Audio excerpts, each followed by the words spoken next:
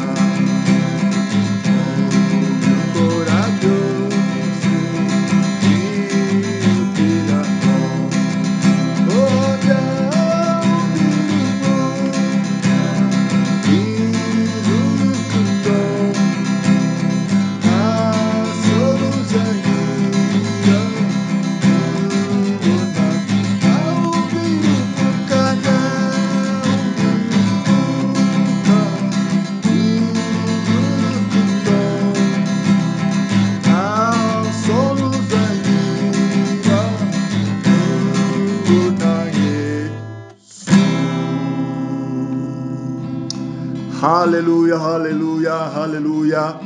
Tunganira Imana mwene data, utuze umutima mu byo ukora byose, wihutiraho, jya wumvira umwuka, ugwiza urukundo, nta soni uzagira nubona Yesu. Reka dusome ijambo ry'Imana. Dusome ijambo ry'Imana. Imana yashyize ku mutima wanjye uyu munsi.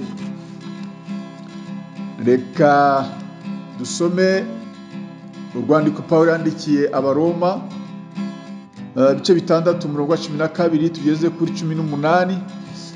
Haravuga ngo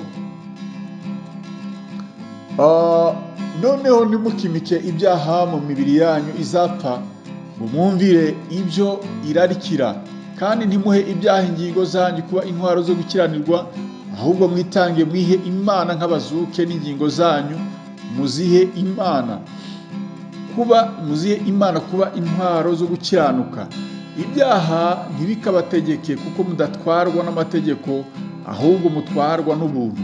Nuko tugire dute? Mbese dukore ibyaha kuko tudatwarwa n'amategeko, ahubwo dutwarwa n'ubuntu? Ntibikabeho. Muzi yuko uwo mwihaye kuba imbata zo kumwumvira muri imbata z'uwo mwumvira uwo.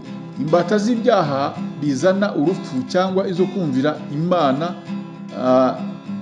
Imana kuzana gukiranuka. Ariko Imana ishimwe, kuko nubwo mwari imbata z'ibyaha, mwumviye ibyo mwigishijwe mubikuye ku mutima, maze mubatuwe ku byaha muhinduka imbata zo gukiranuka. Mwakire neza ijambo ry'Imana.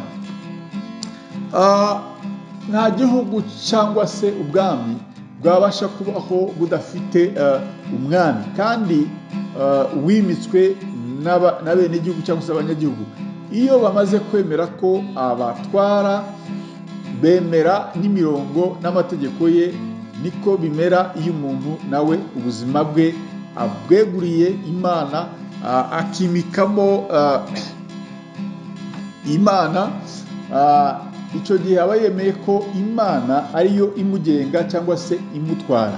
Ni nako bimera rero no ku muntu wimuye Imana akimikamo ibyaha. Nibyo bimuha imirongo migari kandi ngenderwaho. Ibyaha akaba ari byo bimuyobora, agakora ibihabanye n'ibyo yagakoze.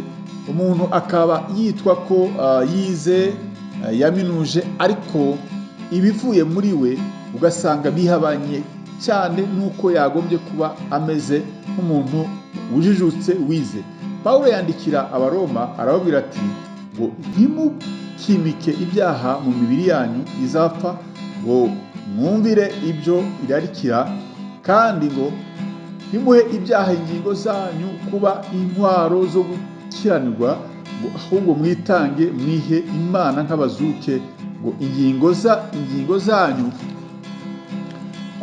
muzihe Imana. Mu yandi magambo, zibe intwaro zo gukiranuka. Ibyaha ntibikabategeke, kuko mudatwarwa n'amategeko, ahubwo mutwarwa n'ubuntu. Nimba twemera ko umubiri ari urusengero rw'Umwuka Wera, ntidukwiye kwivanga n'ibyaha. Ni ngombwa kwemera Umwuka Wera akaba ari wo uyobora ubuzima n'imibereho byacu bya Gikristo. Ntitukabererekere Satani ngo tumuhe umwanya mu buzima bwacu. Twaramusezereye kera, ntakwiye kongera kugerageza kugaruka, kuza kudushakamo ikibanza, kudushakamo umwanya. Uwo twemeye, twihaye, twamaze kumubera imbata, niwe twahaye ikibanza mu buzima bwacu. Niwe ugomba gutegeka no kuganza no kutuyobora. Ijambo ry'Imana ridufashe kandi ritugire neza bene data. Amen. Dusenge. Data, mu izina rya Yesu Kristo, turaje imbere y'amaso yawe. Turasabye kugira ngo imibiri yacu ye gukomeza gutegekwa n'isi na Satani n'umubiri. Turasabye kugira ngo Yesu abe ari we utegeka ubuzima bwacu n'imibereho yacu. Aho turangaye uduhe kongera gukomera, kugira ngo Uwiteka uganze kandi utegeke. Urakoze, urakarama. Bana natwe muri byose, mu izina ryawe ryera Yesu Kristo mbisenze. amena. Mwari kumwe nanone na mwene so muri Yesu Kristo nk'uko bisanzwe, Bishop Apollinaire Gakombe, umushumba mukuru w'itorero The Evangelical Covenant Church of Rwanda CCR.